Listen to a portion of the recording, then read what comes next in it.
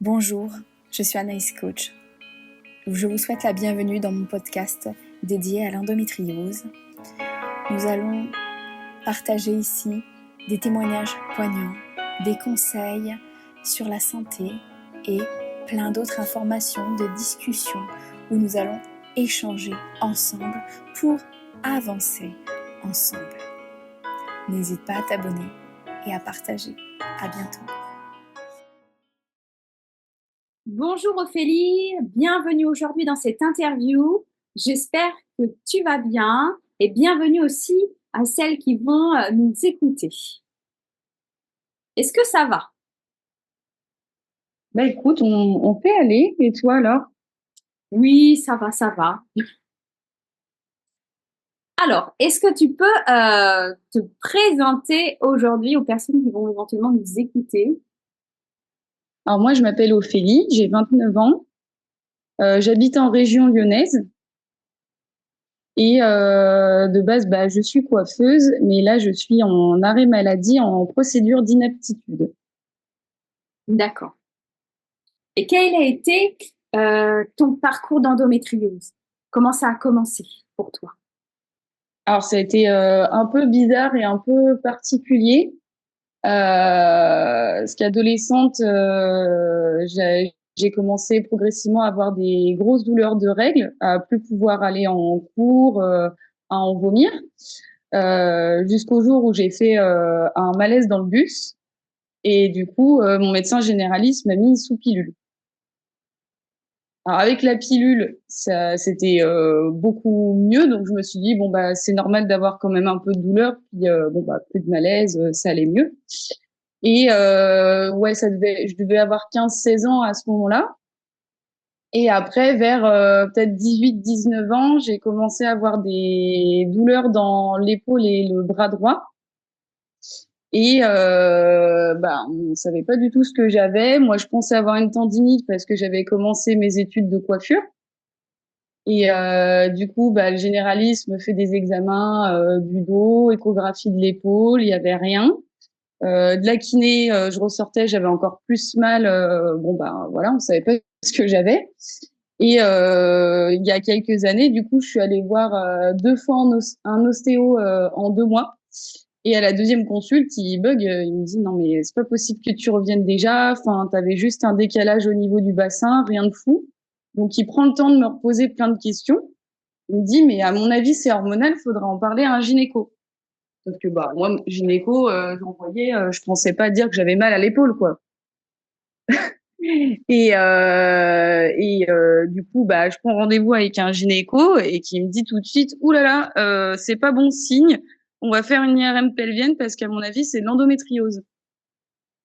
Et à cette époque-là, l'endométriose, on commençait à en parler un peu plus, mais c'était pas non plus un truc de fou. Et du coup, on t'a prescrit une IRM ou tu as fait aussi une écho? Qu'est-ce que tu as fait comme examen? Moi, les échos à l'époque, je sais même pas si on m'en faisait, je crois pas. Non, du coup, il m'a fait direct une IRM pelvienne et on a vu tout de suite. J'ai eu la chance qu'on voyait sur les examens pour mon cas. Et du coup, vu qu'à cette époque-là, j'avais arrêté la pilule, j'étais passée en stérilet sans hormones. Il m'a remis des hormones, donc j'ai commencé par le stérilet avec hormones. Ça a été une catastrophe. Je fais des malaises et tout, des douleurs de dingue, et du coup, je suis repassée sous pilule. D'accord. Et depuis que tu as repris la pilule, plus de douleur, comment ça se passe au niveau des C'était symptômes? une catastrophe. Ah, d'accord. Ouais, ouais. Ça n'a pas aidé. Du coup, il m'avait mis sous une autre pilule. Je suis allée voir après une gynéco vraiment spécialisée dans l'endométriose parce que celui qui m'a diagnostiqué, il n'était pas spécialisé. Euh, et, euh, et du coup, je sais pas, j'ai dû prendre pendant un an cette pilule-là. Alors déjà, j'avais des problèmes genre les seins douloureux, grosse perte de cheveux, enfin des trucs comme ça. Et du coup, elle m'a dit mais là, à part ça, il y a un moment donné, il va falloir opérer quoi. Du coup, elle m'a dirigée vers son collègue chirurgien. Et du coup, j'ai été opérée en début 2024 là. D'accord. Et comment s'est passée ton opération? Alors, c'est un peu un peu mitigé. Alors, le post-opératoire, moi, ça a été très, très compliqué parce que du coup, j'en avais sur les zones féminines des lésions. J'avais aussi sur le rectum, même si là, j'avais pas spécialement de douleur. J'en avais sur la vessie. Et du coup, après l'IRM du diaphragme avant d'opérer, oui, j'en avais bien beaucoup sur le diaphragme. Et du coup, ils étaient deux chirurgiens. Il y avait chirurgien donc gynécologique et chirurgien digestif. Et du coup, en post-opératoire, chirurgien digestif, il m'a dit on n'a pas pu tout enlever sur le diaphragme, quand même 95% des lésions, donc c'est déjà bien. Mais il n'a pas pu tout enlever. Et du coup, le post-opératoire, c'était un peu compliqué vu qu'ils sont allés un peu de partout. Ça a été long et douloureux. Et je pense que les médicaments n'étaient pas assez forts pour supporter du moins les premières semaines. D'accord. Et maintenant, comment tu te sens? Et pas top. Alors le temps de se remettre de l'opération, après j'avais beaucoup moins mal à l'épaule et dans le bras. Au niveau de la vessie, ça allait mieux. Niveau pelvien, avec la pilule en continu, j'avais rarement des douleurs, donc ça allait. Mais après, c'est tout revenu D'accord. assez rapidement. Voilà, avec des nouvelles douleurs vraiment au niveau du diaphragme, avec des gros pics de douleur et tout en fonction des jours. Donc pour l'instant, pour mon cas, c'était pas super. On t'entend un petit peu mal vers la fin. Ah, Ah, ça y est. comme ça, c'est bon. Oui, c'est Ouais, c'est le micro. mieux. D'accord. Donc, pas top top. Et qu'est-ce Ouais. que le médecin t'a dit du coup pour maintenant, pour ton ressenti aujourd'hui? Alors, moi, du coup, j'ai revu celui qui m'a opéré, le gynéco, je l'ai revu au mois de juin. Et en fait, je pense que, en tout cas, lui, peut-être pas tous les chirurgiens, mais c'était en mode, bon, on fait une écho, pour moi, tout va bien, j'ai fait mon travail, c'est bon, quoi. Donc, il m'a fait une ordonnance de médicaments, de kétoprophène et de codéine, et puis, ça s'est arrêté là. Donc, depuis, moi, j'ai fait une demande dans un hôpital public qui a ouvert un hôpital de jour récemment pour l'endométriose.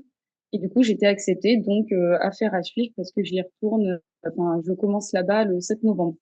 D'accord. Ok. Voilà.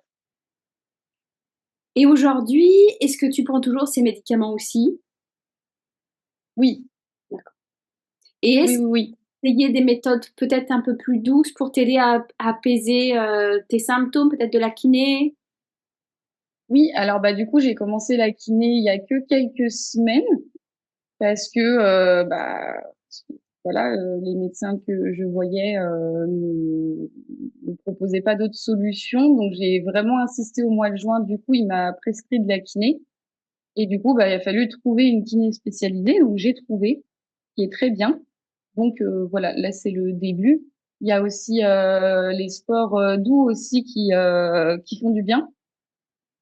Après, il faut essayer d'être régulière. Moi, j'ai un peu du mal, mais voilà, genre le pilates et le yoga, ça aide bien.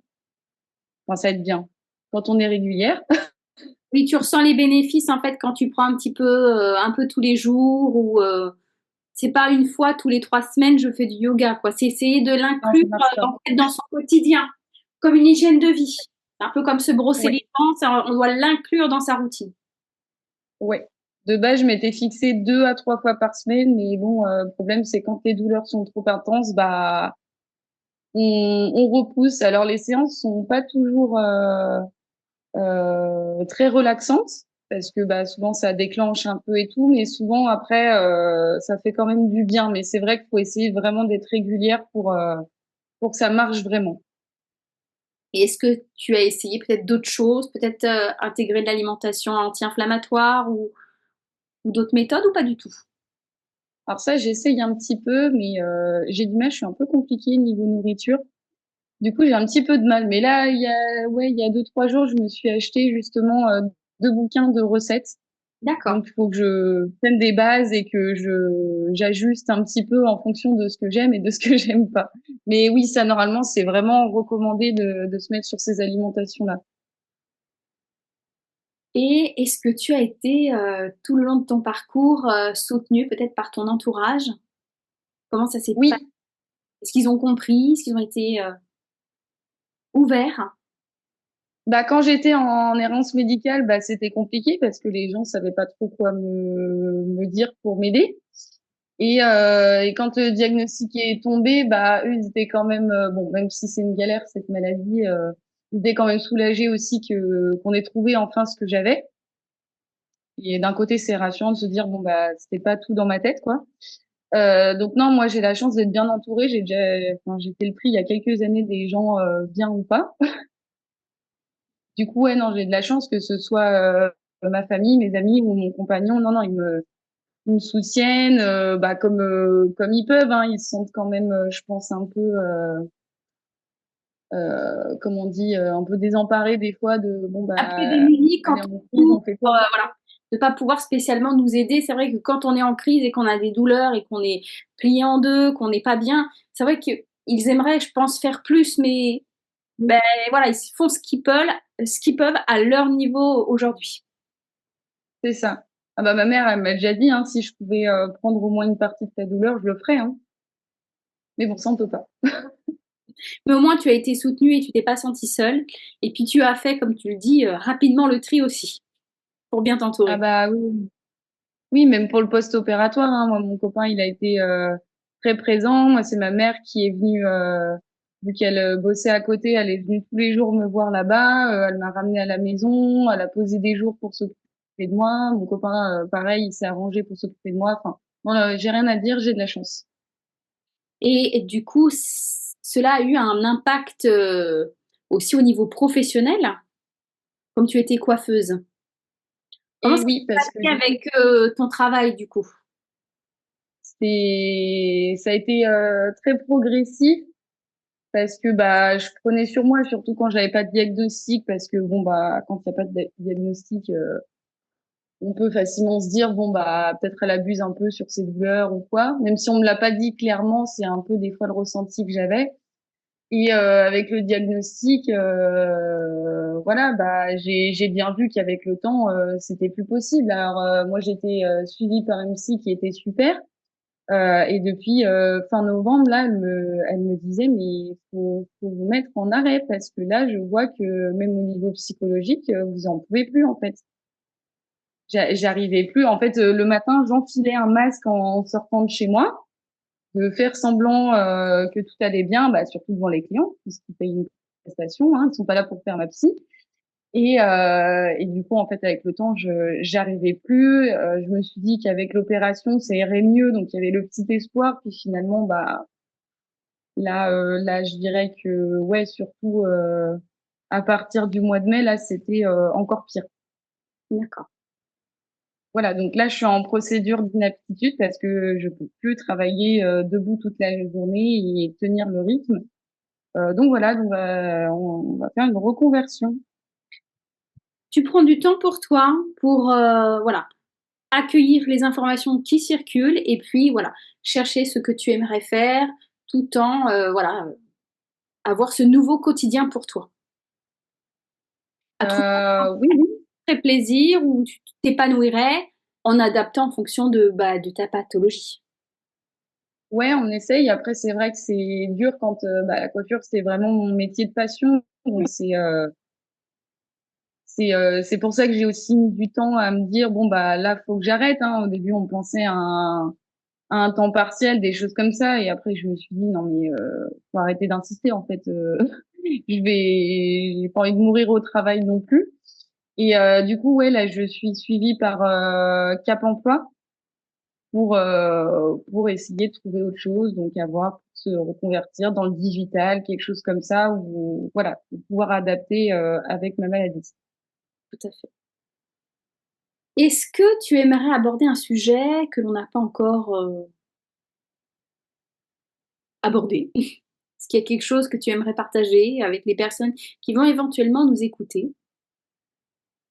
Bah, je pense qu'il faut pas hésiter à essayer plusieurs choses, même les médecines parallèles, parce que oui, opérations, ça peut aider beaucoup de personnes, les suivis, tout ça, il faut quand même, hein, je dis pas qu'il faut pas, mais je pense qu'il faut pas hésiter à essayer d'autres choses.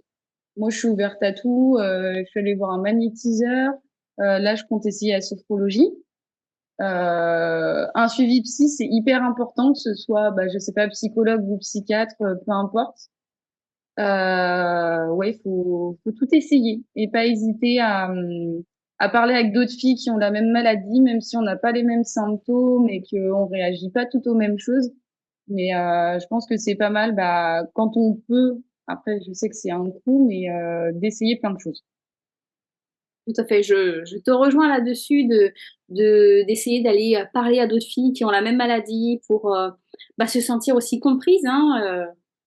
Quand on a les mêmes symptômes et qu'on vit la même chose au quotidien, on se comprend facilement. Et ne pas hésiter à aussi changer de médecin quand ça résonne pas avec un médecin, de trouver un autre médecin, voilà, avec qui ça va être beaucoup plus fluide et avec qui on va se sentir comprise, et essayer aussi peut-être les médecines un peu douces pour peut-être pas forcément essayer de soulager en fait son quotidien et de l'adoucir un petit peu plus. Oui. Et oui, comme tu dis, vraiment pas hésiter à changer de médecin quand on voit que la personne en face t'écoute vite fait ou quoi, ou cherche pas trop à t'aider. Bon, là, c'est que faut changer. Alors, c'est pas évident de trouver des bons spécialistes, mais je crois qu'il y a des listes justement je crois que sur les sites des assos d'endométriose, il y a des listes de médecins, enfin en tout cas d'hôpitaux et de cliniques spécialisées. Donc, faut pas hésiter à en voir plusieurs si besoin. Est-ce que tu as une association en tête à nous dire ou pas du tout? Il y a Endo France et Endomind qui sont à fond pour nous aider au mieux. Donc voilà, moi je crois que j'étais allée voir quels autres hôpitaux ou cliniques autour de chez moi étaient spécialisés là-dedans pour trouver. Et tu vis où en ce moment? Je suis en région lyonnaise. En région lyonnaise, d'accord. Ouais. Alors, est-ce qu'on a tout abordé ou est-ce qu'il y a quelque chose que tu aimerais partager encore ou pas du tout? Oui, moi je voulais surtout aussi remercier les filles qui sont atteintes d'endométriose avec qui je parle beaucoup justement. J'ai trouvé quelques filles super et on se soutient, on se sent moins seul. Donc franchement, faut pas hésiter à parler avec des filles. Bon après, il y en a qui sont toujours un peu extrêmes, qui vont pas être très ouvertes d'esprit et tout, mais il faut pas hésiter à échanger parce que des fois un petit conseil ou ça va pas, t'écris un message, on te rassure, t'inquiète, moi aussi je connais ça, tout de suite Oui. ça fait aussi du bien de se comprendre. Ça crée aussi des liens. On se tourne vers des gens qui vont nous comprendre et qui vont vivre la même chose, donc forcément ça va créer des liens. Et je trouve que malgré tout, il y a des belles choses. J'ai rencontré de belles personnes grâce à ces interviews et grâce à ce projet. Et je vois le positif, même si des fois on ne voit pas spécialement le positif sur le coup, que Oui, on est entouré de souffrance, de douleur. Voilà. Je pense que c'est un cheminement aussi. On chemine dans la maladie, on évolue, on avance, et c'est pas évident tous les jours. Et c'est pour ça que c'est important de parler avec d'autres personnes. là c'est ça. Et je pense qu'un jour, il y en a certaines, on va essayer de se rejoindre pour se faire une petite bouffe, un truc. Ah, c'est bien ça. Ça crée des Je liens. pense que ça crée des amitiés, ouais. C'est top. C'est une très belle chose. Donc n'hésitez Ouais. pas à justement aller vers les forums, les associations, à me contacter en DM, à contacter Ophélie aussi. Voilà. N'hésitez pas sur Instagram aussi à contacter les personnes qui sont ouvertes à la discussion et à échanger avec elles. Oui, voilà, moi je suis totalement ouverte à recevoir des messages pour ça. Là, il y en a une récemment qui m'a écrit qui vient d'être diagnostiquée et du coup ça permet d'échanger et d'essayer de se rassurer quoi. C'est important. Si tu es d'accord, à ce moment-là, dans la description de l'interview, je mettrai un petit texte et je mettrai ton Instagram. Comme ça, les filles qui vont éventuellement nous écouter, si elles souhaitent te contacter, pourront le directement car elles auront le lien. Ça te va? Oui, oui. Carrément. Ce compte-là, il est vraiment fait pour, hein, donc faut pas hésiter. Super, au plaisir. En tout cas, merci pour ton temps. Merci à toi. Je te souhaite une belle journée. Merci aux personnes qui vont nous écouter et n'hésitez pas à partager et à vous abonner. À bientôt!